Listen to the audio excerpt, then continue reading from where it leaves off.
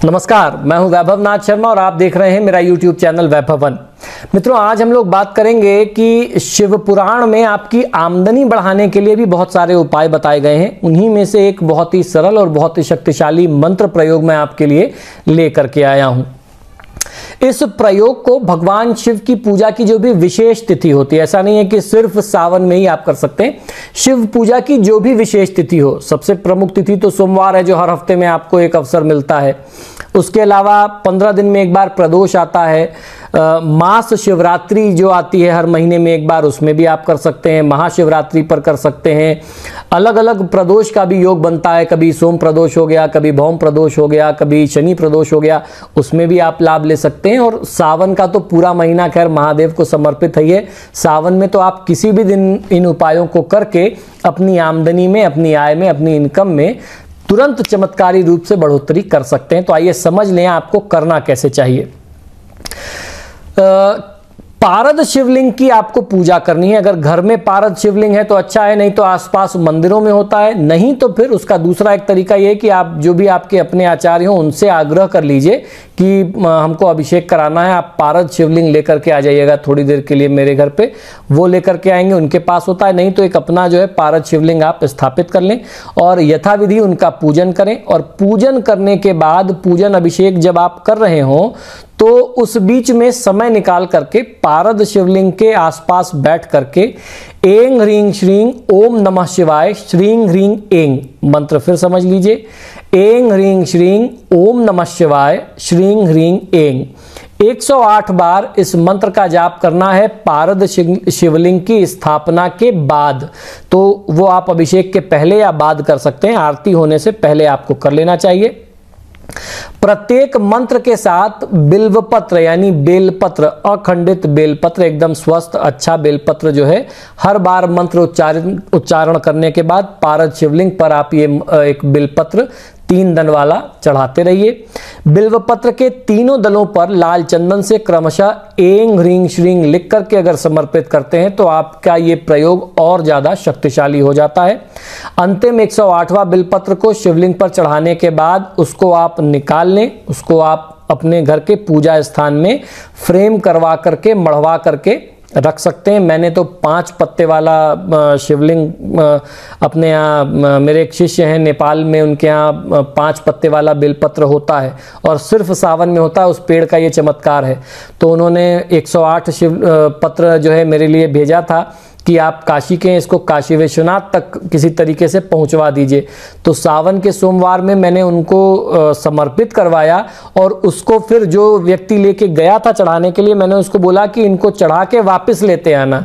और वो बेलपत्र जो है मैंने फ्रेम कराया और अपने जानने वाले अलग अलग लोगों को 108 जो महादेव के अनन्य भक्त हैं, जो शिव जी में आस्था रखते हैं, उनको मैंने वो भेंट किया।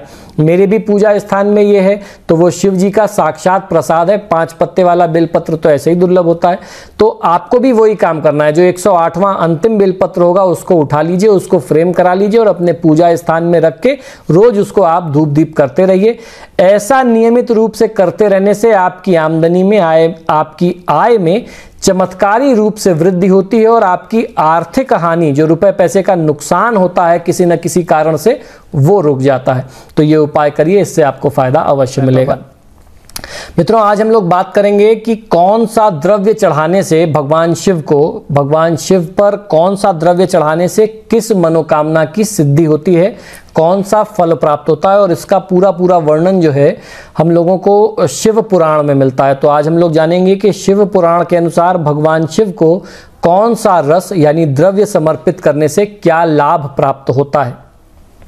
अगर कोई रोग हो, कोई बुखार हो, अगर सिर्फ बुखार है, देखिए उसमें भी 2 क्राइटेरिया। अगर सिर्फ बुखार है तो ठंडे जल से, शीतल जल से या किसी तीर्थ के जल से शिवलिंग का अभिषेक करना चाहिए। और अगर कोई गंभीर रोग लग गया है, कोई गंभीर बीमारी हो गई है, तो ऐसे में कुशा के जल से, कुशा जो घास होती है जिसकी चटाई वगैरह आती है, हम लोग उसकी पवित्री बना करके उंगली में धारण करके कोई अनुष्ठान करते हैं, तो कुशा के जल से उसको पानी में भिगा दीजिए और वो तो घास है उसको निकाल के निचोड़ दीजिए, पानी से उससे आप अभिषेक कर लीजिए। उससे अगर आप कुशा के जल से आप अभिषेक करते हैं शिव का, महादेव का, शिवलिंग का, तो बड़े से बड़े रोग में लाभ मिलता है। मैंने एक किडनी के बहुत भयंकर केसेस में, बहुत बड़े बड़े केसेस में हम लोगों ने इसको करके अपने क्लाइंटों को चमत्कार दिखाया है, लाभ दिखाया है। वैदिक पूजा पाठ में क्या शक्ति है, इसके प्रमाण हम लोग आए दिन देते रहते हैं। तो आप ये कर सकते हैं। अगर आप सुख और संतान की वृद्धि चाहते हैं तो ऐसे में दूध से आपको भगवान शिव का, कच्चे दूध से, देसी गाय के कच्चे दूध से भगवान शिव की पूजा और अभिषेक उत्तम बताया गया है। अगर किसी व्यक्ति की बुद्धि शुद्धि करना है, किसी के मन में कुछ आपके प्रति कुछ गलत विचार आ गए, मलिन विचार आ गए, कोई व्यक्ति पथभ्रष्ट हो गया, गलत रास्ते पे जा रहा है, आप चाह रहे हैं कि इसको सद्बुद्धि आए, या किसी को दिमाग नहीं है, एज से कम डेवलप, लेस डेवलप्ड ब्रेन है, आप चाहते हैं कि उसका दिमाग तेजी से डेवलप हो, बुद्धि तेज करना चाहते हैं, तो तेज दिमाग प्राप्त करने के लिए शक्कर मिला हुआ दूध जो है, कच्चा दूध में शक्कर घोल करके भगवान शिव का अभिषेक करना चाहिए। शिवलिंग पर अगर गन्ने का रस चढ़ाया जाए तो उससे धन और आनंद की, जीवन के सभी प्रकार के सुख और ऐश्वर्य की प्राप्ति होती है। भगवान शिव पर गंगा जल चढ़ाने से भोग और मोक्ष दोनों की प्राप्ति होती है। शहद से भगवान शिव का अभिषेक करने से धन प्राप्ति के साथ साथ निरोगी काया और खास तौर पर क्षय रोग यानी टीबी जैसे रोग में ये चमत्कारी रूप से लाभ देता है। अगर कोई व्यक्ति शारीरिक रूप से कमजोर हो गया हो तो ऐसे में भगवान शिव का अभिषेक गाय के देसी घी से करना चाहिए। उससे आपकी शारीरिक कमजोरी जो है वो तुरंत दूर होती है और आप आरोग्यता को प्राप्त करते हैं। हमारा देश जो है वो कृषि प्रधान देश है और अगर आपके यहाँ कृषि में सबसे ज़्यादा इस्तेमाल होने वाली चीज़ें क्या है, पशु, गायों की जो है उसमें उपयोगिता होती है बहुत ज़्यादा। तो अगर आपके यहाँ पशुधन का नाश होता हो, गायें ना टिकती हो या किसी भी तरीके के पशु जो हैं वो बार बार मर जाते हो, तो ऐसी स्थिति में गाय के दही से जो छाछ निकलता है, जो दही का पानी होता है, उस पानी से शिवलिंग का अभिषेक और उसी स्थान पर किया जाए, जो आपकी गौशाला है या जो आपकी पशुशाला है जहां आप अपने जानवरों को बांधते हैं, उस स्थान पर अगर एक शिवलिंग बना करके, पार्थिव शिवलिंग, या पंडित जी लोग अपने साथ नर्मदेश्वर लेकर के आते हैं, वहां पर अगर अभिषेक कराया जाए तो उस स्थान का दोष दूर होता है और पशुधन में वृद्धि भी होती है, उनकी सुरक्षा भी होती है। तो ये कुछ विशेष प्रयोग हैं रुद्राभिषेक के, जिसका रेफरेंस, जिसका प्रमाण हमें शिव पुराण में मिलता है। अगर आप इसका लाभ लेंगे तो आपको फायदा अवश्य मिलेगा। हम लोग तो आए दिन इसका प्रयोग करते हैं और जीवन में लाभ लेते हैं, चमत्कार देखते रहते हैं। इसीलिए हमारे यहाँ कहा जाता है चमत्कार को नमस्कार है, महादेव को नमस्कार करता हूँ। मित्रों, आप दर्शकों की तरफ से ये प्रश्न पूछा गया कि भगवान शिव को कौन सा फूल, कौन सा पुष्प समर्पित करने से क्या लाभ मिलता है, तो इसके लिए भी हमारे यहाँ शिव पुराण में पूरा एक दिशा निर्देश है, पूरी गाइडलाइन है कि कौन सा पुष्प चढ़ा करके आप क्या लाभ ले सकते हैं। तो आइए जानता हूँ, आपको ये जानकारी देता हूँ, और जिन लोगों ने प्रश्न किया था आशा करता हूँ कि उनको इस वीडियो के माध्यम से उनका जवाब भी मिल जाएगा और वो संतुष्ट होंगे। लाल और सफेद आंकड़े का यानी मदार का फूल चढ़ाने से, भगवान शिव की पूजा करने से, मदार के फूल से, लाल भी होते हैं सफेद भी होते हैं, मोक्ष की प्राप्ति होती है। चमेली के फूल से भगवान शिव का पूजन करने से वाहन का सुख व्यक्ति प्राप्त करता है। अलसी के फूलों से भगवान शिव का पूजन करने से भगवान जो है, भगवान विष्णु की कृपा प्राप्त करता है। तो यहाँ पे पूजा आप कर रहे हैं अलसी के पुष्प से महादेव की, और आपको कृपा मिल रही है भगवान विष्णु की, यानी 2 in 1 आपको फायदा मिल रहा है। महादेव तो कल्याण करेंगे ही करेंगे, जब महादेव की तरफ से आपको आशीर्वाद मिलेगा तब आप विष्णु जी की कृपा प्राप्त करने योग्य होंगे। तो आपको महादेव की भी कृपा मिलेगी और विष्णु जी की भी मिलेगी, वो है अलसी का फूल। शमी के पत्तों से भगवान शिव का पूजन करने से मोक्ष की प्राप्ति तो होती ही है और अनिष्ट ग्रहों की शांति होती है। शास्त्रों में कहते हैं शमी शमयते पापम। जब आप शमी को भगवान शिव पर समर्पित करते हैं तो पापों का भी नाश होता है, मोक्ष भी प्राप्त होता है, और शनि, राहु, केतु, मंगल जैसे जो क्रूर ग्रह हैं उनकी भी शांति हो जाती है। बेला के फूल से भगवान शिव का पूजन करने से सुंदर और सुशील पत्नी की प्राप्ति होती है। जूही के पुष्प से भगवान शिव का पूजन अगर करें तो घर में कभी अन्न और धन की कमी नहीं होती। कनेर के फूलों से भगवान शिव का पूजन करने से नवीन वस्त्र का सुख प्राप्त होता है। तो कनेर के कई तरीके के फूल आते हैं, पीले भी आते हैं, नीले भी आते हैं, गुलाबी भी आते हैं, सफ़ेद भी आते हैं। तो कनेर के पुष्प से, खासतौर पर पीले पुष्प से अगर आप भगवान महादेव की पूजा आराधना करते हैं तो नए वस्त्र का सुख और उपभोग आप प्राप्त कर सकते हैं। हर श्रृंगार के फूलों से पूजन करने पर सुख संपत्ति में वृद्धि होती है। धतूरे के फूल से भगवान शिव का पूजन करने पर भगवान शंकर सुयोग्य पुत्र प्रदान करते हैं, जो कुल का नाम रोशन करता है। लाल डंठल वाला धतूरा शिव पूजन में बहुत ही शुभ माना गया है। यह हर तरीके से कल्याणकारी है। दूर्वा से भगवान शिव का पूजन करने पर आपकी आयु बढ़ती है। तो इस प्रकार से आप अलग अलग पत्र, पुष्प और दूर्वा इत्यादि से महादेव की पूजा करके जीवन का लाभ ले सकते हैं।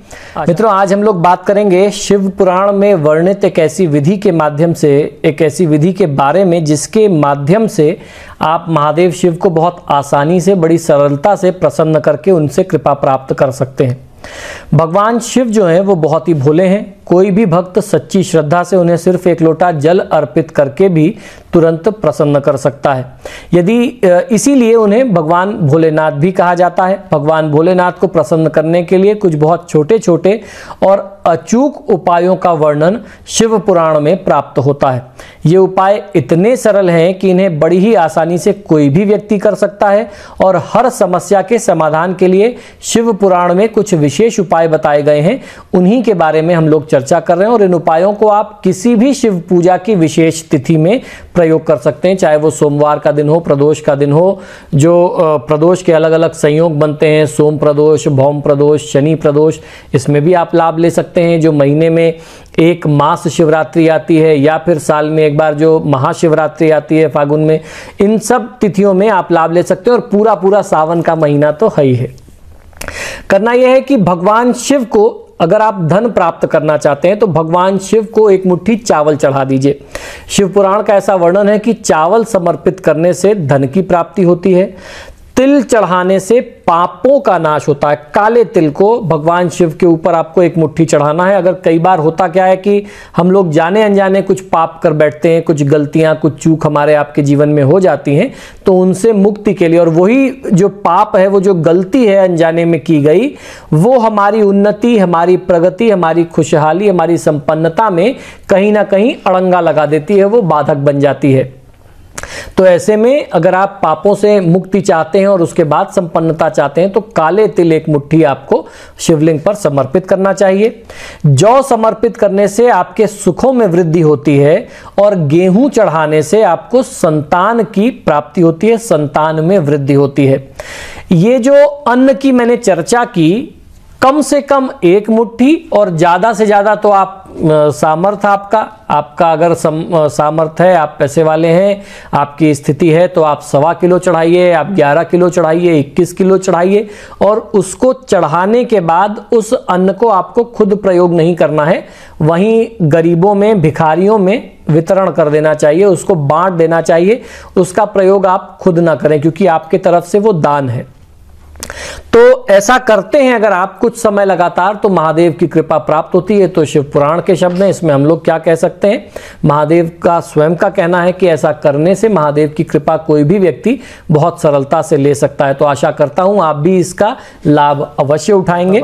आप सभी मित्रों, आज हम लोग चर्चा करेंगे कि अगर कोई पुराना रोग, कोई बीमारी हो, उससे आप या आपके परिवार का कोई व्यक्ति, कोई परिजन ग्रसित हो, पीड़ित हो, परेशान हो, तो उससे मुक्ति के लिए आप क्या उपाय खुद के लिए कर सकते हैं या किसी और के लिए भी आप कर सकते हैं। ये उपाय जो है शिव पुराण में वर्णित है और इसका बड़ा ही चमत्कार है। भगवान शिव की पूजा से संबंधित किसी भी विशेष तिथि में इस उपाय को करके लाभ लिया जा सकता है। वो तिथि चाहे सोमवार की हो, चाहे प्रदोष की हो, या जो महीने में पड़ने वाला मास शिवरात्रि है, महाशिवरात्रि है, किसी भी तिथि में आप इसका लाभ ले सकते हैं। सावन का तो पूरा का पूरा महीना ही महादेव का होता है, उसमें तो आप फायदा ले ही सकते हैं। तो आपको करना यह है कि किसी भी शिव पूजा की तिथि में पानी में दूध और काले तिल डाल करके शिवलिंग का आप अभिषेक करें। अभिषेक के लिए तांबे और लोहे का, स्टेनलेस स्टील का, तांबे और स्टील के पात्र को छोड़ करके अगर अच्छा होगा कि पीतल या फिर मिट्टी का पात्र आप लें, किसी भी अन्य धातु का पात्र लेंगे तो आपको फायदा मिलेगा। आपको ध्यान रखना है तांबा और स्टील का प्रयोग नहीं करना है। अभिषेक करते समय ओम जूम सह मंत्र का जाप आप निरंतर करते रहें। इसके बाद भगवान शिव से रोग निवारण के लिए प्रार्थना करें और प्रत्येक सोमवार को रात में 9:15 बजे के बाद गाय के 1.25 पाव कच्चे दूध से भगवान शिव का अभिषेक करें, अभिषेक का संकल्प करें। इस उपाय से बीमारी ठीक होने लगती है और रोगी व्यक्ति को रोग में चमत्कारी रूप से लाभ है। मित्रों, आज हम लोग चर्चा करने वाले हैं कि शिव पूजा की जो भी विशेष तिथियां होती हैं पूरे साल में, चाहे वो सोमवार का दिन हो, प्रदोष का दिन हो, या प्रदोष के जो अलग अलग योग हैं, सोम प्रदोष, भौम प्रदोष यानी मंगल और प्रदोष का संयोग, या शनि प्रदोष हो, महीने में जो एक बार शिवरात्रि पड़ती है जिसे मास शिवरात्रि कहते हैं उसमें, या जो साल में एक बार महाशिवरात्रि आती है उसमें, या सावन का तो पूरा महीना ही महादेव शिव को समर्पित है। तो शिव पुराण में कुछ वर्णित ऐसे उपाय हैं जिन उपायों से बहुत सरलता से और बहुत आसानी से महादेव शिव को आप प्रसन्न कर सकते हैं। ये उपाय मेरे बताए हुए नहीं हैं, ये शिव पुराण में वर्णित उपाय हैं, तो इनका आप लाभ ले सकते हैं महादेव शिव की पूजा से संबंधित किसी भी तिथि में करके, और किसी भी शुभ तिथि से आरंभ करिए। और अगर मैं कोई उपाय बताता हूं कि आपको इसको 11 दिन, 21 दिन, 45 दिन करना है, तो किसी भी शुभ तिथि से आरंभ करके आप उसके आगे कंटिन्यूअसली जो है उसको पूरा कर सकते हैं।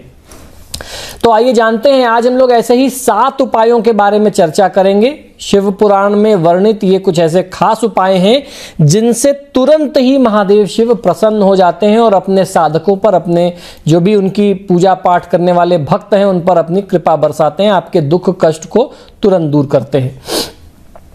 तो शिव पूजा की विशेष तिथियों में अगर 21 बिल्वपत्र पर चंदन से ओम नमः शिवाय लिख करके शिवलिंग पर चढ़ाया जाए तो इससे आपकी मनोकामना तुरंत पूरी हो सकती है।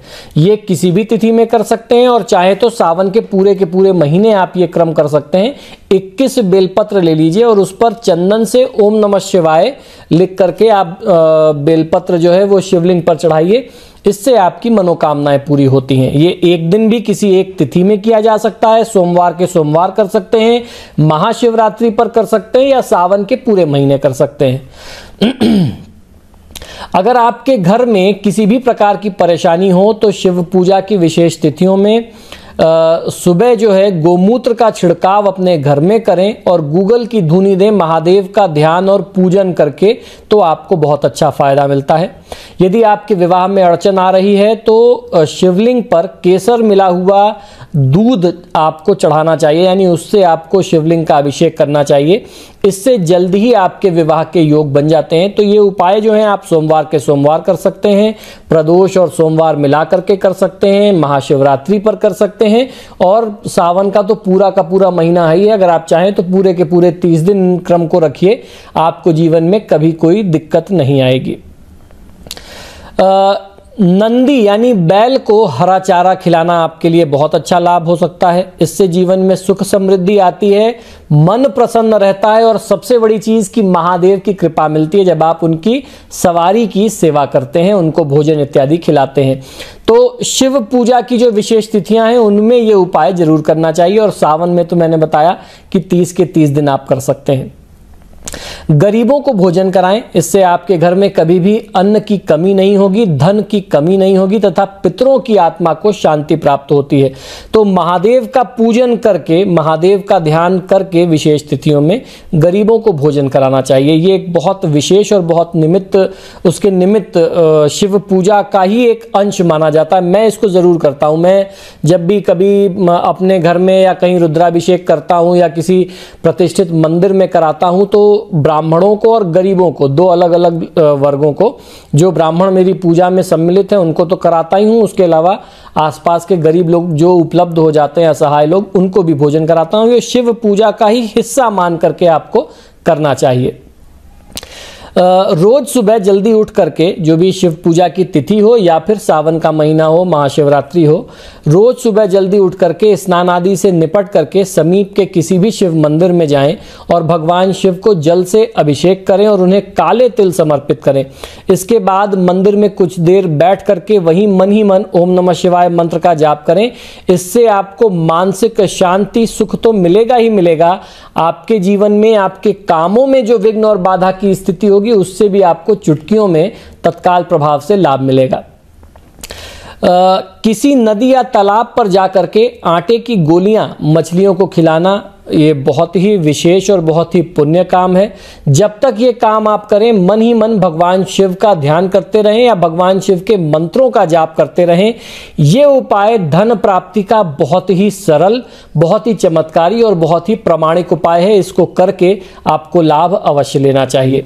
तो अब हम लोग बात करेंगे आज के महा उपाय की। आज मैं आपको बताने जा रहा हूं शिव पुराण में स्वयं महादेव द्वारा वर्णित छोटे छोटे उपाय, छोटे छोटे टोटके जो बहुत चमत्कारी हैं, बहुत प्रभावशाली हैं और ये आपकी हर तरीके की इच्छा और मनोकामना को पूरा कर सकते हैं। और संदेह तो वहीं खत्म हो जाता है इस तरीके के टोटकों और उपायों पर जब ये शिव पुराण से लिए गए हैं, जिन्हें स्वयं महादेव ने कहा है। तो इसको बहुत ध्यान से सुनिए, पूरी श्रद्धा, पूरे विश्वास, पूरे प्रार्थना के साथ महादेव से प्रार्थना करके इन उपायों को करें तो आपको फायदा अवश्य मिलेगा। शुद्ध चित्त से, शुद्ध भाव से आपको इन उपायों को करना चाहिए।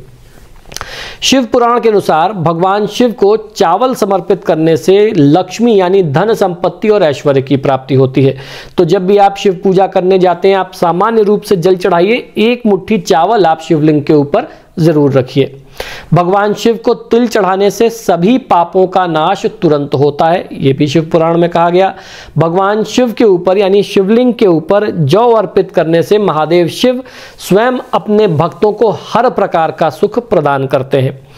यदि आप संतान प्राप्ति चाहते हैं तो इसके लिए भगवान शिव को गेहूं अर्पित करना शास्त्रों में विधान है। शिव पुराण का यह वर्णन है कि साबुत गेहूं जो है, जब आप महादेव के ऊपर समर्पित करते हैं, उसको महादेव के ऊपर समर्पित करके उसका आपको दान कर देना चाहिए। तो ऐसे में फिर आपको संतान प्राप्ति की जो आपकी मनोकामना है, जो भी कहीं से बाधा और विघ्न है, वो दूर हो जाएगा। मूंग की दाल समर्पित करने से हर प्रकार के सुख, कर्जों से मुक्ति और प्रॉपर्टी से संबंधित अगर कहीं कोई दिक्कत आ रही, अपना घर नहीं बन पा रहा, अपना घर है या पैतृक संपत्ति है जो विवादित हो गई, डिस्प्यूट में चली गई, तो कर्ज मुक्ति, संपत्ति की प्राप्ति, इन सारी चीजों का ध्यान रखते हुए धन की प्राप्ति वगैरह के लिए मूंग की दाल का भगवान शिव के ऊपर समर्पण करना बहुत अच्छा लाभ देता है।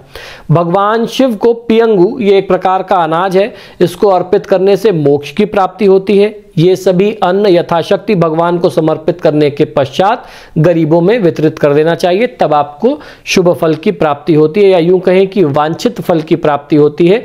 जो भी आपको आपकी मनोकामना थी वो पूरी कर लेना चाहिए। अब हम लोग बात करेंगे आज के महा उपाय के बारे में, जिसमें मैं आपको बताऊंगा कि शिव पुराण के अनुसार ऐसी कौन कौन सी चीजें हैं जिसको चढ़ाने से कुछ विशेष फल आप प्राप्त कर सकते हैं। तो आइए जानते हैं। किसी भी देवी देवता का पूजन करते समय उनको अनेक चीज़ें अर्पित की जाती हैं। प्रायः भगवान को समर्पित की जाने वाली चीज़ें जो हैं, उनका हर अलग अलग चीज़ का, अलग अलग वस्तु, अलग अलग पदार्थ का अलग फल होता है। शिव पुराण में इस बात का वर्णन मिलता है कि भगवान शिव को अर्पित करने वाली कौन कौन सी चीज़ें हैं और उसका क्या फल प्राप्त होता है। तो शिव पुराण के अनुसार कौन सा अनाज भगवान शिव को चढ़ाने से क्या फल मिलता है, आइए समझ लेते हैं।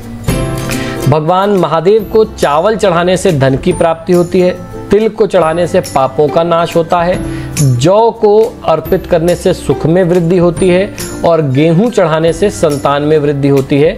ये सभी अन्न भगवान को समर्पित करने के बाद गरीबों में वितरित कर देना चाहिए। अब हम लोग जानेंगे कि शिव पुराण में ऐसा कौन सा वर्णन मिलता है कि किस रस यानी किस द्रव्य को चढ़ाने से क्या फल मिलता है। ज्वर यानी बुखार होने पर भगवान शिव को कुशा के जल की जलधारा देने से शीघ्र लाभ मिलता है। अगर कुशा आपको घास नहीं भी मिल पा रही है तो सामान्य जल से या किसी तीर्थ के जल से महादेव का आप अभिषेक करें। सुख व संतान की वृद्धि के लिए भी जलधारा द्वारा भगवान शिव की पूजा बहुत उत्तम बताई गई है। नपुंसक व्यक्ति अगर घी से भगवान शिव का अभिषेक करता है, ब्राह्मणों को भोजन कराता है तथा सोमवार का व्रत करता है तो उसकी तपस्या से इस समस्या का समाधान जो है संभव हो जाता है, यानी उसकी नपुंसकता जो है वो दूर हो जाती है। तेज दिमाग के लिए शक्कर मिश्रित दूध से या शक्कर मिश्रित दूध और जल से भगवान शिव का अभिषेक करना चाहिए। सुगंधित तेल से भगवान शिव का अभिषेक करने पर समृद्धि और हर प्रकार के ऐश्वर्य की प्राप्ति होती है और दिनों दिन आपके धन में, यश कीर्ति में, समृद्धि में, हर चीज में वृद्धि लगातार होती रहती है। शिवलिंग पर गन्ने का रस यानी ईख का रस अगर चढ़ाया जाए तो धन के साथ साथ हर प्रकार के आनंद की प्राप्ति होती है। शिव जी को गंगा जल चढ़ाने से भोग और मोक्ष दोनों की प्राप्ति होती है। मधु यानी शहद से भगवान शिव का अभिषेक करने से राज यक्ष्मा यानी टीबी रोग में आराम मिलता है। तो ये तो बात रही कि किस किस पदार्थ से आप अभिषेक करें। अब जानते हैं कि भगवान शिव को कौन सा फूल चढ़ाते हैं तो उसका क्या फल मिलता है। लाल व सफ़ेद अगर मदार के फूल, जिसे आंकड़ा भी कहा जाता है, आक भी कहते हैं, अगर लाल और सफ़ेद मदार के फूल भगवान शिव को समर्पित करते हैं तो ऐसा करने से भोग और मोक्ष की प्राप्ति होती है। चमेली के फूल से पूजन करने पर वाहन सुख मिलता है। अलसी के फूलों से शिव जी का पूजन करने से मनुष्य को भगवान विष्णु का प्रिय होता है वो मनुष्य जो अलसी के फूलों से भगवान महादेव की पूजा करता है। शमी पत्र से, पत्तों से पूजन करने पर मोक्ष की प्राप्ति होती है। कहते हैं शमी शमयते पापम, हमारे शास्त्रों में कहा गया। तो जब आप शमी के पत्ते महादेव शिव पर समर्पित करते हैं तो वो पापों का नाश भी करता है। बेला के फूल से पूजन करने पर सुंदर और सुशील पत्नी मिलती है। जूही के फूल से महादेव शिव का पूजन करें तो घर में अन्न और धन की कमी कभी नहीं रहती। कनेर के फूलों से शिव जी का पूजन करने से नए नए वस्त्र, आभूषण, वाहन, सुख इत्यादि प्राप्त होता है। हर श्रृंगार के फूलों से पूजन करने पर सुख संपत्ति में वृद्धि होती है। धतूरे के फूल से पूजन करने पर भगवान शंकर सुयोग्य पुत्र प्रदान करते हैं जो कुल का नाम रोशन करता है। लाल डंठल वाला धतूरे का अगर हम लोग प्रयोग करते हैं पूजन में भगवान शिव का तो उससे जो है हर प्रकार से वो शुभता लेकर के आता है। दूर्वा से पूजन करने पर आयु बढ़ती है। तो इस प्रकार अलग अलग चीज़ों से, अलग अलग पदार्थों से आप महादेव की पूजा करके अपने जीवन को सुखी बना सकते हैं, जीवन को धन्य बना सकते हैं। मैंने बताया कि केतकी के फूल जो हैं, यानी जिसे केवड़ा कहा जाता है, केतकी के फूल का प्रयोग महादेव शिव की पूजा में नहीं करना चाहिए, शास्त्रों में वो वर्जित बताया गया। अब हम लोग चर्चा करेंगे आज के महा उपाय के बारे में, जिसमें मैं आपको बताने जा रहा हूँ कि शिव पुराण में महादेव शिव ने स्वयं वर्णित किए हैं मृत्यु के 12 संकेत। तो आइए जानते हैं कि क्या है मृत्यु के ये 12 संकेत जो शिव पुराण में वर्णित है। धर्म ग्रंथों में भगवान शिव को महाकाल भी कहा गया है। महाकाल का अर्थ होता है काल, यानी मृत्यु भी जिसके अधीन हो। भगवान शिव जन्म मृत्यु से मुक्त हैं। अनेक धर्म ग्रंथों में भगवान शिव को अनादि और अजन्मा भी बताया गया है। भगवान शंकर से संबंधित अनेक धर्म ग्रंथ प्रचलित हैं, लेकिन शिव पुराण उन सभी में से सबसे अधिक प्रामाणिक बताया जाता है। इस ग्रंथ में भगवान शिव से संबंधित अनेक रहस्यमयी बातें बताई गई हैं। इसके अलावा इस ग्रंथ में ऐसी अनेक बातें लिखी गई हैं जो आमजन नहीं जानते। शिव पुराण में भगवान शिव ने माता पार्वती को मृत्यु के संबंध में कुछ विशेष संकेत दिए थे। इन संकेतों को समझ करके ये जाना जा सकता है कि किसी व्यक्ति की मौत कितने समय में हो सकती है। तो आइए जानते हैं वो संकेत क्या है। सबसे पहला, शिव पुराण के अनुसार जिस मनुष्य को ग्रहों के दर्शन होने पर भी दिशाओं का ज्ञान न हो, मन में बेचैनी छाई रहे, तो उस मनुष्य की मृत्यु जो है 6 महीने के अंदर हो जाती है। जिस व्यक्ति को अचानक नीली मक्खियां आकर के घेर लें, उसकी आयु 1 महीने ही शेष समझनी चाहिए।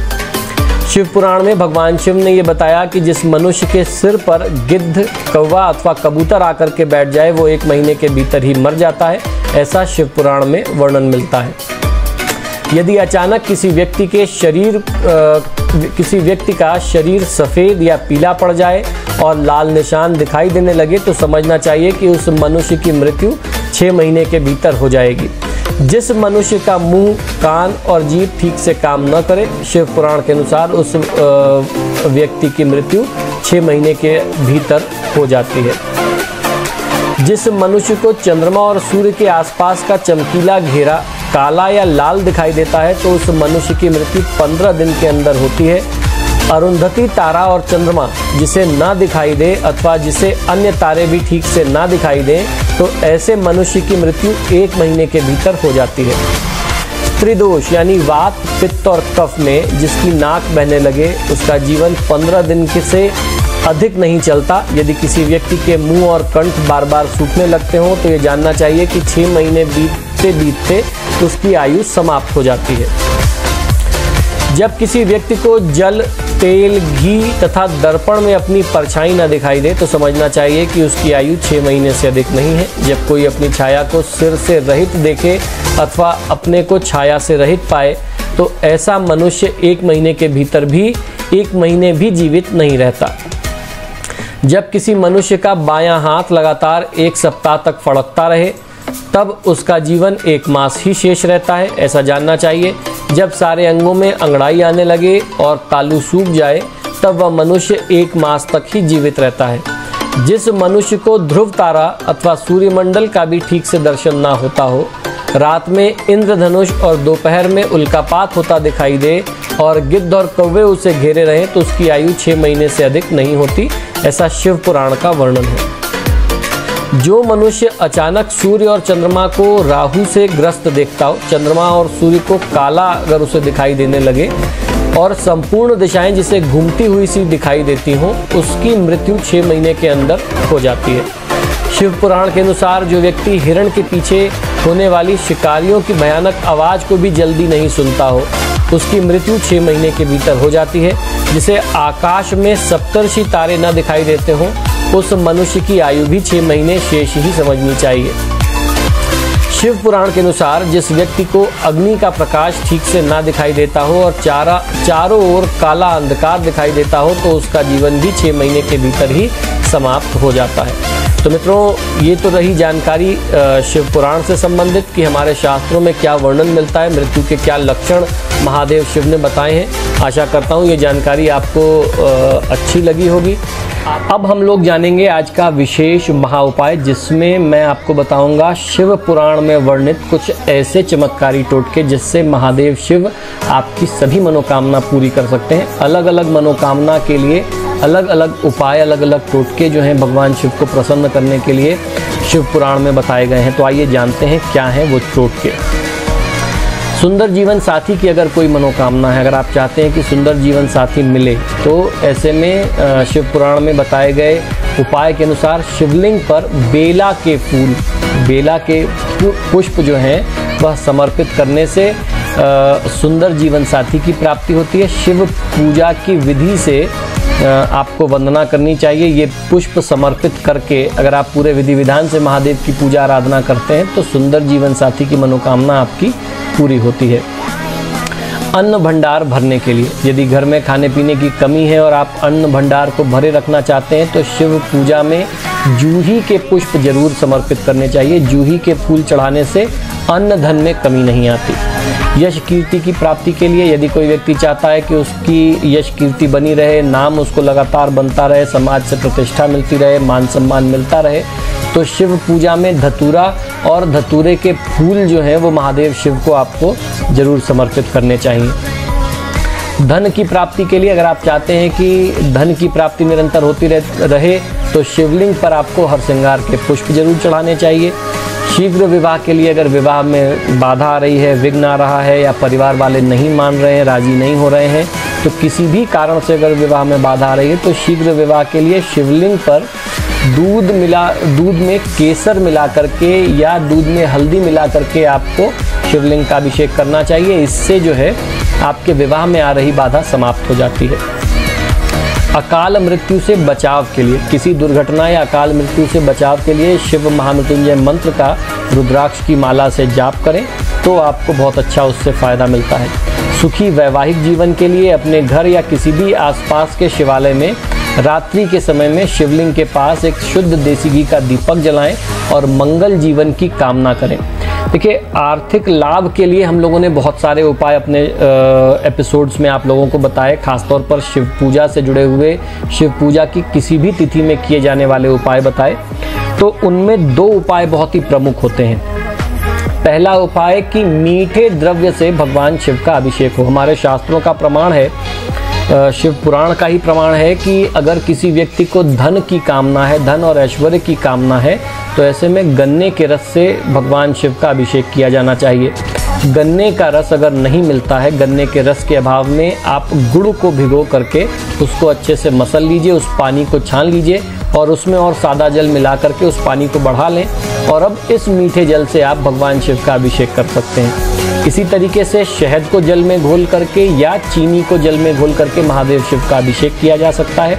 अगर कोई व्यक्ति सिर्फ 1 लोटा मीठा जल पूरे 1 महीने, सावन के महीने में या किसी भी शिव पूजा की तिथि में महादेव पर समर्पित करता है, मैंने ये सावन के आरंभ में ही बताया, तो आप लोग उसका बहुत अच्छा लाभ ले सकते हैं। और सावन की तिथि में या किसी भी शिव पूजा की तिथि में नियम से अगर कोई व्यक्ति इस पूरे चतुर्मास में सावन से आरंभ करके अगले 3 महीने तक कोई व्यक्ति नियम से शिवलिंग के पास, और कोई ऐसा शिवलिंग हो जहां एकदम एकांत होता हो, अंधेरा होता हो, कोई जाता ना हो, ऐसे किसी निर्जन स्थान के शिवलिंग को आप चिन्हित करिए और वहाँ पर किसी भी पदार्थ का, किसी भी चीज़ का, वो देसी घी का हो सकता है, सरसों के तेल का दीपक हो सकता है, तिल के तेल का दीपक हो सकता है, चमेली के तेल का दीपक हो सकता है, किसी भी चीज़ के दीपक पदार्थ का दीपक लगाने से लगातार कुछ समय ये उपाय करने से महादेव की कृपा मिलती है। और कहते हैं गरीब से गरीब, निर्धन से निर्धन, भिखारी भी इस उपाय को करके, दरिद्र से दरिद्र व्यक्ति भी धन कुबेर हो सकता है। कुबेर के बारे में मैंने कथा सुनाई, इसी सावन के महीने में सुनाई। इसके पहले भी मैं आप लोगों को बता चुका हूँ कैसे उन्होंने रात भर अपने वस्त्र, अपना कपड़ा जला जला करके महादेव शिव की मतलब अनजाने में उनसे तपस्या हो गई और महादेव ने उनको देवताओं का धनाध्यक्ष बना दिया। तो इस उपाय को आप करेंगे तो आपको फ़ायदा अवश्य मिलेगा। आशा करता हूँ कि ये उपाय आपके जीवन में संपन्नता लेकर के आएँ, जीवन के कष्ट को दूर करें, आपको स्वस्थ, प्रसन्न, निरोगी रखें, खूब आपका मान सम्मान बढ़े, खूब आपकी प्रतिष्ठा बढ़े। अब हम लोग बात करेंगे आज के महा उपाय के बारे में, जिसमें मैं आपको शिव पुराण में वर्णित बहुत छोटे छोटे ऐसे उपाय और टोटके बताऊंगा जिनको अपना करके बहुत आसानी से, बहुत सरलता से आप अपनी हर इच्छा, अपनी हर मनोकामना को पूरा कर सकते हैं। भगवान भोले यानी भगवान महादेव बहुत ही भोले हैं। यदि कोई भक्त सच्ची श्रद्धा से उन्हें सिर्फ 1 लोटा पानी यानी जल भी समर्पित करता है तो वो बहुत सहजता से प्रसन्न हो जाते हैं। इसीलिए शायद उन्हें भोलेनाथ भी कहते हैं। भगवान भोलेनाथ को प्रसन्न करने के लिए कुछ छोटे छोटे और अचूक उपाय शिव पुराण में बताए गए हैं। ये उपाय इतने सरल हैं कि इन्हें बहुत ही आसानी के साथ कोई भी व्यक्ति कर सकता है। हर समस्या के समाधान के लिए शिव पुराण में अलग अलग उपाय बताया गया है। ये उपाय इस प्रकार से हैं। भगवान शिव को प्रसन्न करने के लिए शिव पुराण में जो वर्णित उपाय हैं, आइए जानते हैं। भगवान शिव को चावल समर्पित करने से धन की प्राप्ति होती है। तिल चढ़ाने से पापों का नाश होता है। जौ अर्पित करने से सुख में वृद्धि होती है। गेहूं चढ़ाने से संतान की वृद्धि होती है। और ये सभी प्रकार के अन्न को भगवान भोलेनाथ को समर्पित करने के बाद आप गरीबों में वितरित कर सकते हैं। बहुत सारे लोग ये प्रश्न करते हैं कि हमने आपके कहे अनुसार अन्न चढ़ा तो दिया, अब उसका क्या करें? तो उसका प्रयोग आपको खुद नहीं करना है, उसका वितरण कर देना है गरीबों में। मनचाहे फल की प्राप्ति के लिए श्रावण मास में भगवान शिव को जलधारा चढ़ाने से मनुष्य का कल्याण तो होता ही है, साथ ही वह समस्त संसार के कल्याण के लिए भी महाऔषधि तैयार कर लेता है। 5 तत्व में जल तत्व बहुत ही महत्वपूर्ण होता है। पुराणों में शिवाभिषेक का महत्व सबसे ज़्यादा बताया गया है। अतः मन चाहे फल की प्राप्ति के लिए श्रावण मास में आपको जो उपाय मैं बताऊं ये ज़रूर करना चाहिए। भगवान शिव को जूही के फूल चढ़ाने से घर में कभी भी अन्न और धन की कमी नहीं रहती। श्रावण मास में हार श्रृंगार के फूल अर्पित करने से सर्वसुख संपत्ति की प्राप्ति होती है। श्रावण मास में महादेव शिव को सुगंधित पदार्थों से अभिषेक करने से भौतिक सुख साधनों में वृद्धि होती है। श्रावण के महीने में या किसी भी शिव पूजा की तिथि में शिवलिंग पर गंगा जल से अभिषेक करने से मनुष्य समस्त भौतिक सुखों पर शिवलोक प्राप्त करता है। भांग और सफ़ेद आक के पुष्प को भगवान शिव शंकर को अगर आप समर्पित करते हैं तो ये उनको प्रसन्न करने और उनके आशीर्वाद प्राप्त करने का सर्वोत्तम उपाय माना जाता है।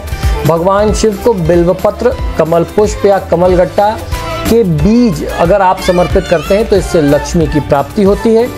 श्रावण के महीने में या इसके अलावा शिव पूजा की किसी भी विशेष तिथि में भगवान भोलेनाथ को धतूरे के पुष्प अर्पित करने से पुत्र रत्न की प्राप्ति होती है। तो मित्रों, आशा करता हूं कि ये छोटे छोटे बहुत ही प्रभावशाली उपाय और बिना किसी ये लागत के उपाय हैं, कम खर्च के उपाय इन्हें कहा जा सकता है। इनको आप करके अपने जीवन में आ रही दुख और समस्याओं से मुक्ति अवश्य पाएंगे। महादेव से प्रार्थना और कामना है कि आपके जीवन को मंगलमय बनाएं। और अब हम लोग बात करेंगे आज के महा उपाय के बारे में, जिसमें हम लोग बात करेंगे आपकी आमदनी बढ़ाने यानी इनकम कैसे बढ़ाई जाए और संतान प्राप्ति कैसे की जाए। इसके लिए शिव पुराण में महादेव द्वारा वर्णित कुछ उपाय हैं। ये बहुत ही दुर्लभ उपाय हैं, हर किसी को जानकारी नहीं है, मालूम नहीं है। वो उपाय आज मैं आपको उपलब्ध करा रहा हूँ, क्योंकि अक्सर लोग हमसे कहते हैं कि हमें संतान प्राप्ति चाहिए, सर नौकरी नहीं मिल रही है या व्यापार नहीं चल रहा है या नौकरी में करियर में कोई ग्रोथ नहीं है। तो इसलिए संतान प्राप्ति और आय वृद्धि का उपाय मैं आपके लिए जो स्वयं महादेव शिव द्वारा वर्णित है शिव पुराण में, वो लेकर के आया हूं। तो आइए जानते हैं सबसे पहले संतान प्राप्ति के उपाय। सावन में किसी भी दिन सुबह जल्दी उठ करके स्नान आदि करने के बाद भगवान शिव का पूजन करें। इसके पश्चात गेहूं के आटे से 11 शिवलिंग बनाएं। अब प्रत्येक शिवलिंग का शिव महिम्न स्तोत्र पढ़ करके जल से अभिषेक करें। इस प्रकार 11 बार जलाभिषेक करें। उस जल का कुछ भाग प्रसाद के रूप में ग्रहण करें, यानी जो आटे का शिवलिंग आप बनाएंगे उसके ऊपर जो जलाभिषेक करेंगे, पति पत्नी दोनों उस जल को थोड़ा थोड़ा पी लेंगे। आपको ये जो अभिषेक करना है वो शिव महिम्न स्तोत्र का पाठ करते हुए करना है। ये प्रयोग अगर सावन में कोई व्यक्ति लगातार 21 दिन तक करता है, पति पत्नी दोनों अगर करते हैं, तो इससे संतान प्राप्ति के योग भी बनते हैं। अगर कोई महिला प्रेग्नेंट है और उसका पति ये प्रयोग करके उसको ये जल पिलाता है तो संतान की गर्भ की सुरक्षा भी होती है। संतान प्राप्ति के लिए गर्भ गौरी रुद्राक्ष भी आप धारण कर सकते हैं, उससे भी आपको फायदा मिलता है। इसे किसी भी शुभ दिन या शुभ मुहूर्त देख करके धारण किया जाए, गर्भ गौरी रुद्राक्ष, और इस प्रयोग को नियमित 21 दिन किया जाए तो जीवन में निश्चित ही चमत्कार देखने को मिलते हैं। तो ये तो बात रही संतान प्राप्ति की। अब बात करते हैं आपकी इनकम बढ़ाने के लिए, आमदनी यानी आय बढ़ाने के उपाय के बारे में। सावन के महीने में किसी भी दिन घर में पारद शिवलिंग की स्थापना करें और उसकी यथाविधि पूजन करें। इसके बाद ओम ह्रीं श्रीं ओम नमः शिवाय ह्रीं श्रीं ऐं इस मंत्र से आपको जाप करना है।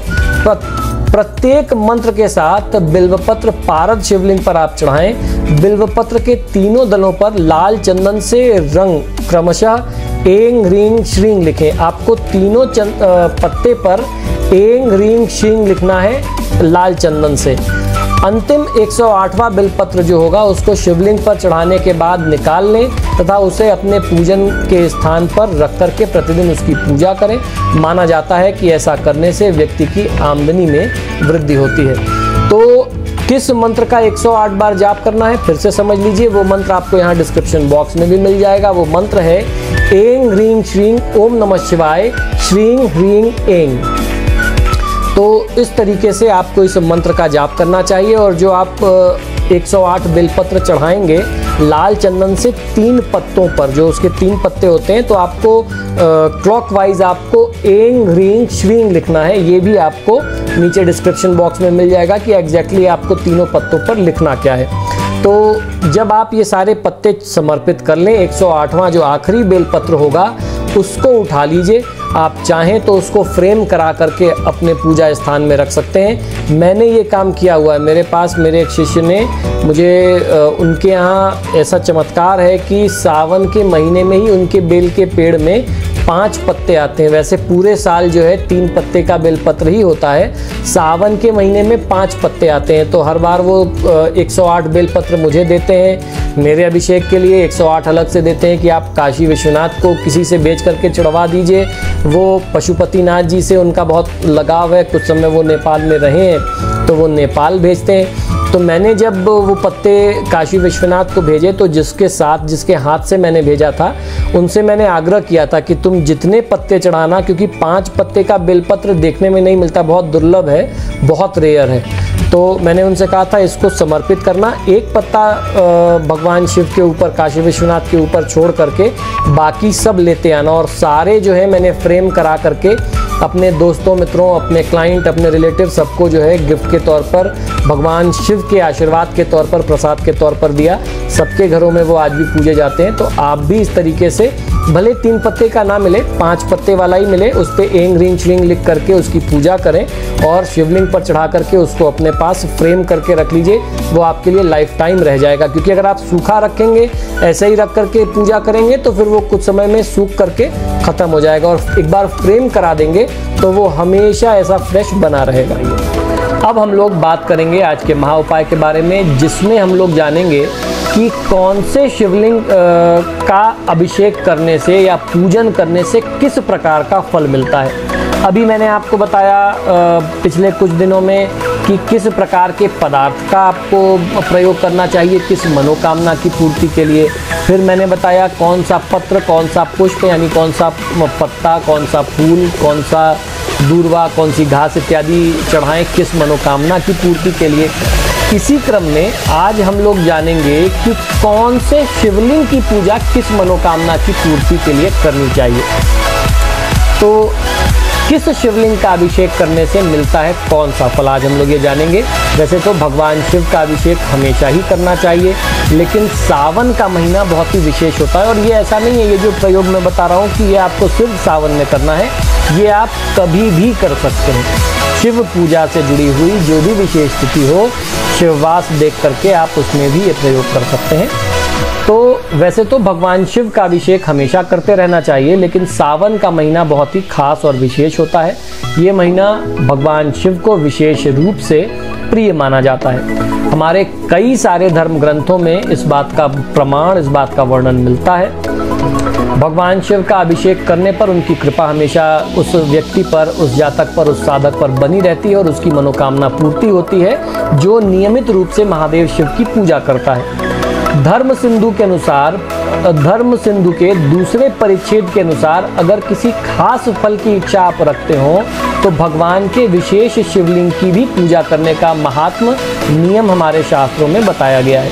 तो कौन से शिवलिंग की पूजा किस मनोकामना के लिए करनी चाहिए, आइए समझते हैं। अगर सत्य लोग, यानी जिसे स्वर्ग कहते हैं, किसी को स्वर्ग की सीढ़ी चढ़ना हो, स्वर्ग की प्राप्ति करनी हो, तो ऐसे में सोने के शिवलिंग पर नियमित रूप से पूजन और अभिषेक करना चाहिए, ऐसा हमारे शास्त्रों में मिलता है। तो सोने के शिवलिंग पर अभिषेक करने से सत्य लोग अर्थात स्वर्ग की प्राप्ति होती है।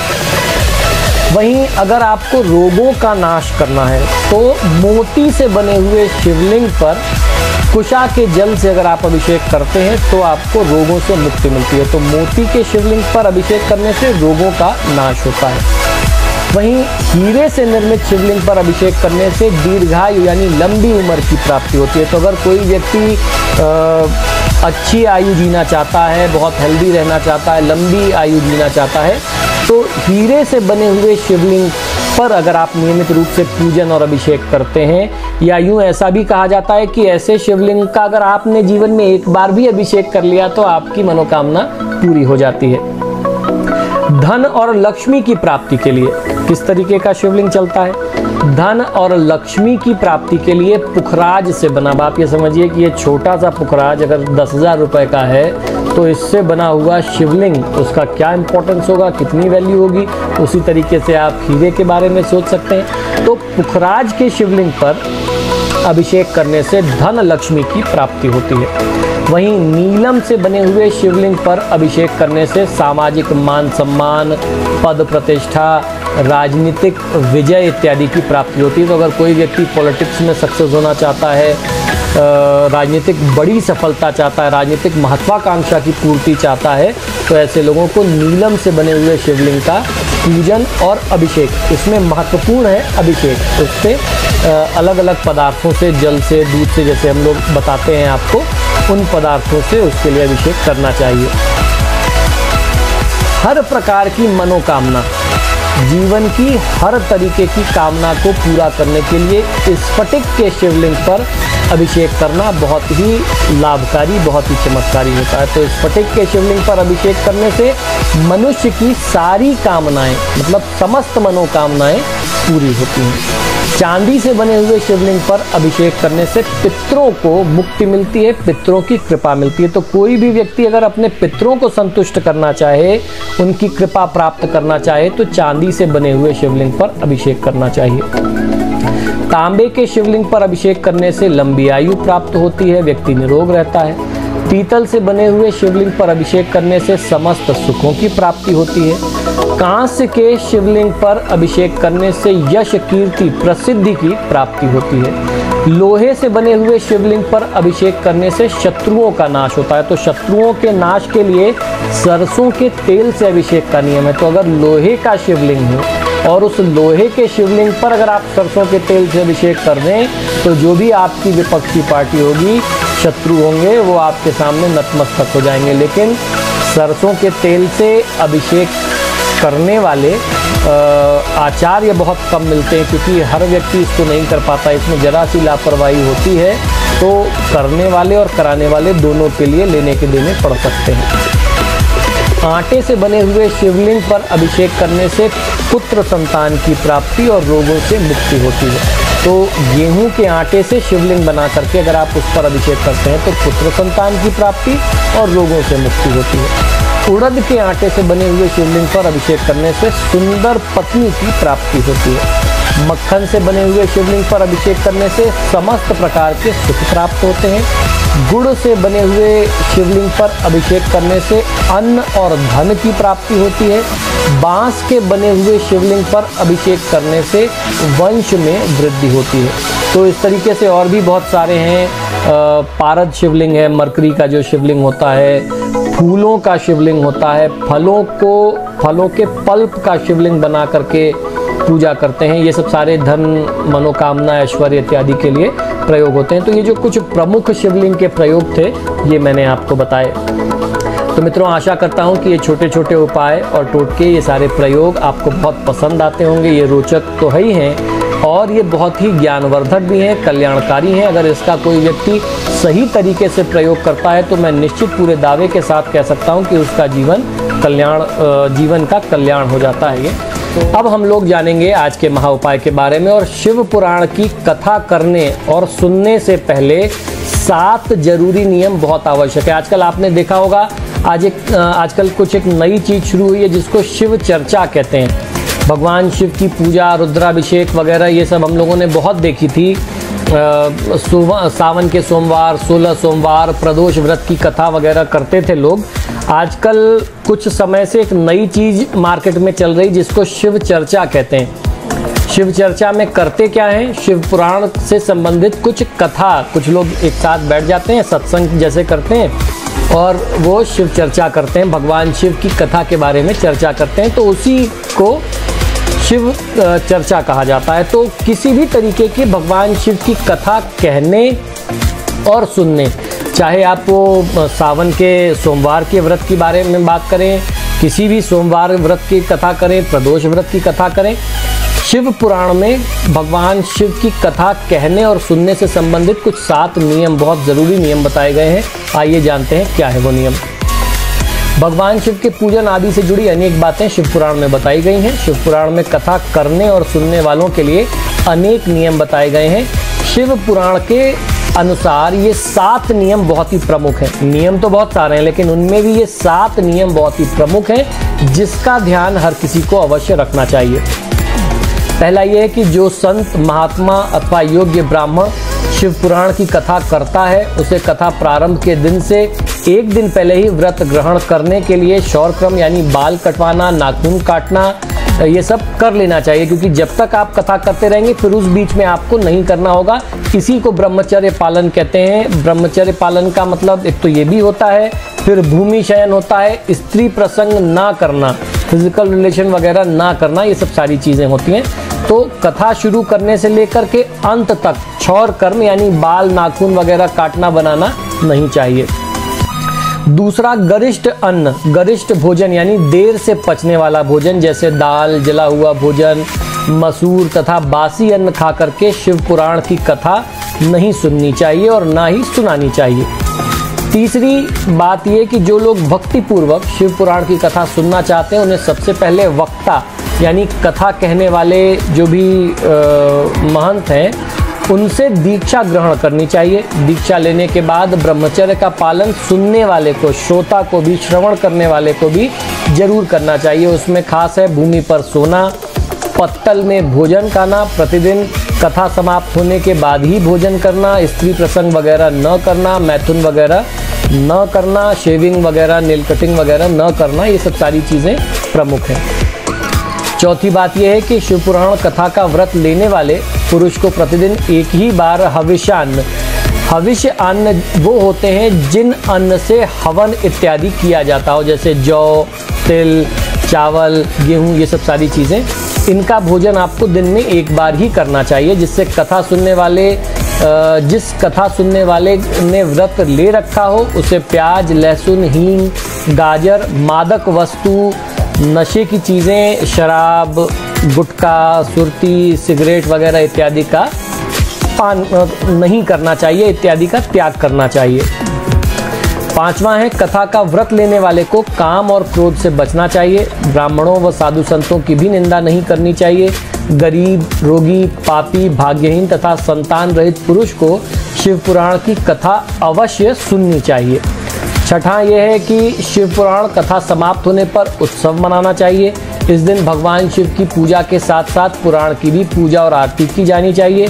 साथ ही कथावाचक यानी कथा कहने वाले की भी पूजा करके उन्हें अपने सामर्थ्य अनुसार दान दक्षिणा दे करके संतुष्ट करके विदा करना चाहिए। कथा सुनने आए ब्राह्मणों को सत्कार कर उन्हें भी दान दक्षिणा दे करके विदा करना चाहिए। उनका सत्कार करके उनसे आशीर्वाद लेकर के ही उन्हें विदा करना चाहिए। सातवां और अंतिम नियम, कथा सुनने से मिलने वाले फल की प्राप्ति के लिए 11 ब्राह्मणों को मधु यानी शहद मिश्रित खीर का भोजन कराएं और उन्हें दक्षिणा अवश्य दें। यदि शक्ति हो तो 3 तोले सोने का एक सिंहासन बनवाएं और उस पर विधि पूर्वक शिव पुराण की पोथी स्थापित करें। इसकी पूजा करके योग्य आचार्य को वस्त्र, आभूषण सहित वह पोथी उन्हें समर्पित कर दें। तो इस प्रकार के नियम शिव पुराण की कथा सुनने और सुनाने वाले के लिए हमारे शास्त्रों में, शिव पुराण में स्वयं बताए गए। इन नियम का कोई व्यक्ति पालन कर सकता हो तभी उन्हें शिव पुराण या शिव चर्चा इत्यादि का नियम आरंभ करना चाहिए।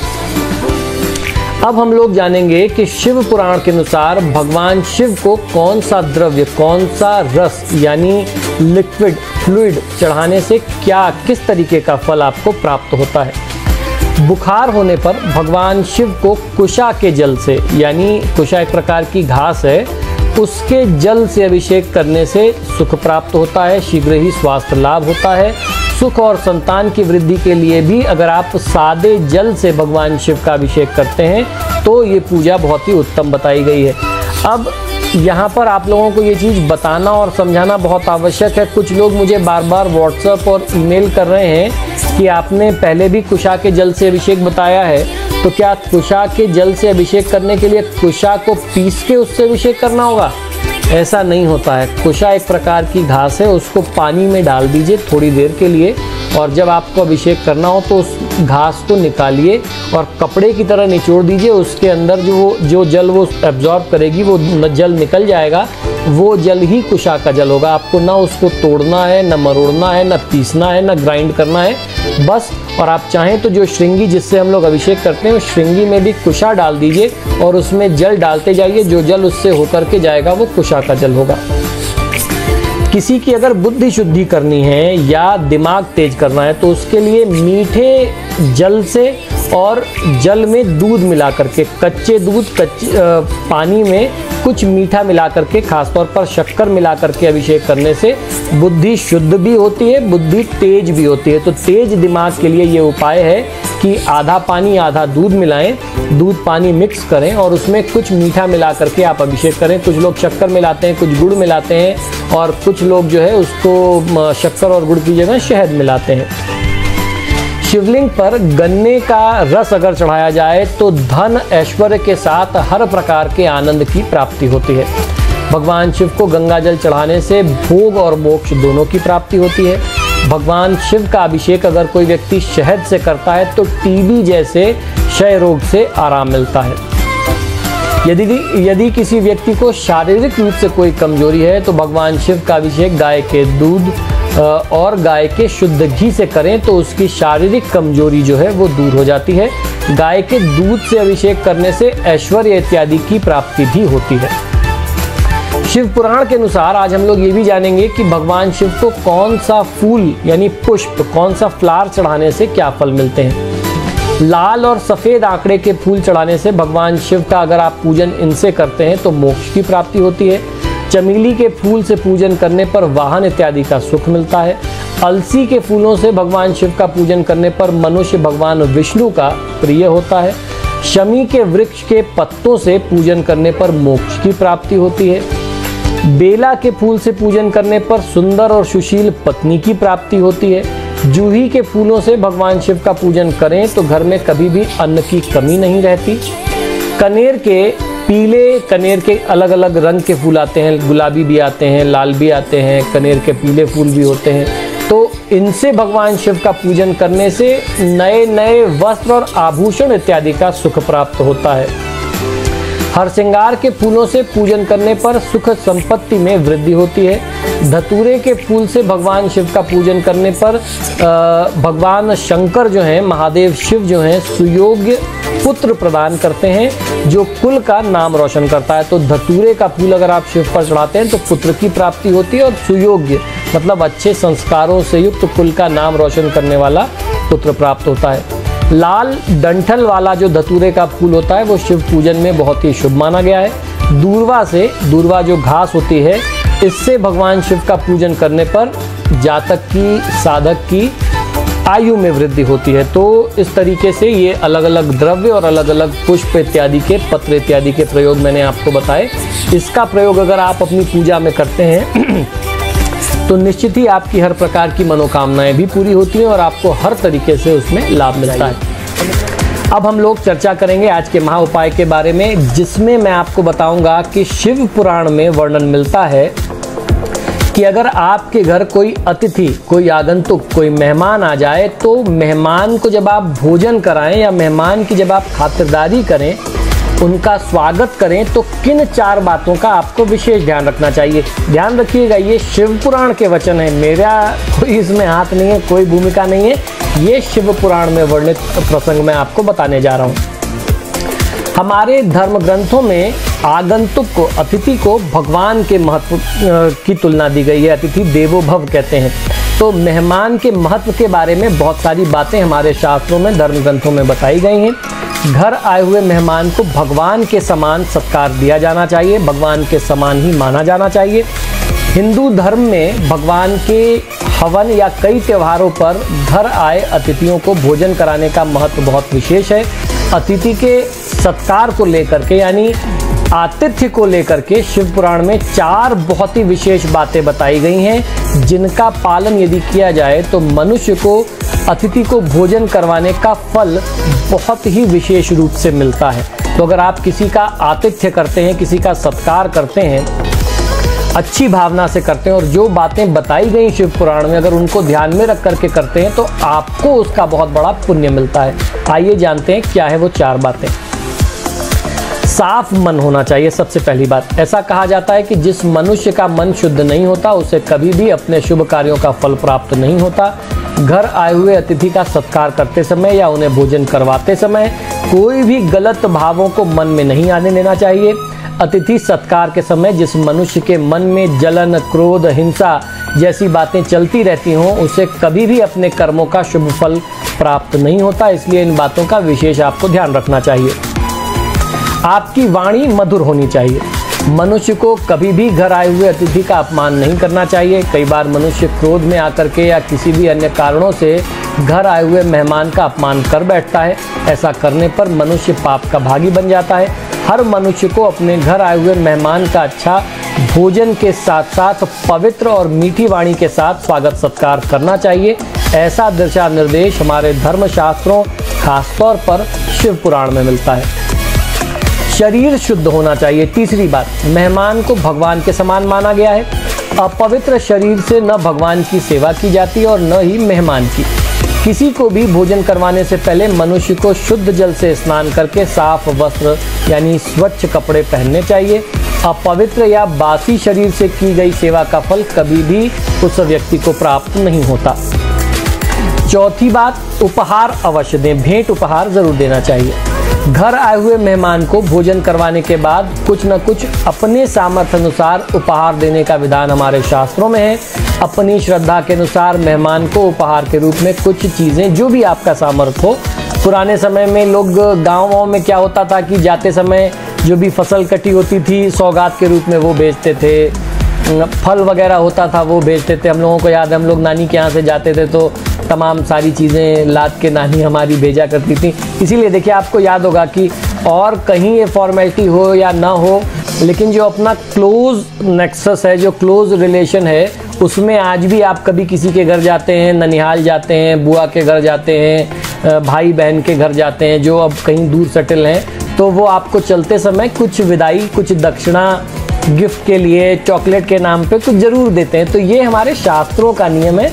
जैसा आपकी श्रद्धा हो, जैसा आपकी पॉकेट हो, जैसा आपका सामर्थ्य हो, आपको किसी को खाली हाथ विदा नहीं करना चाहिए। कुछ ना कुछ भेंट उपहार दक्षिणा वगैरह, कुछ गिफ्ट वगैरह नहीं हो, कुछ कपड़े वपड़े ही उनको आप दे दें, तो ये ज़रूर करना चाहिए।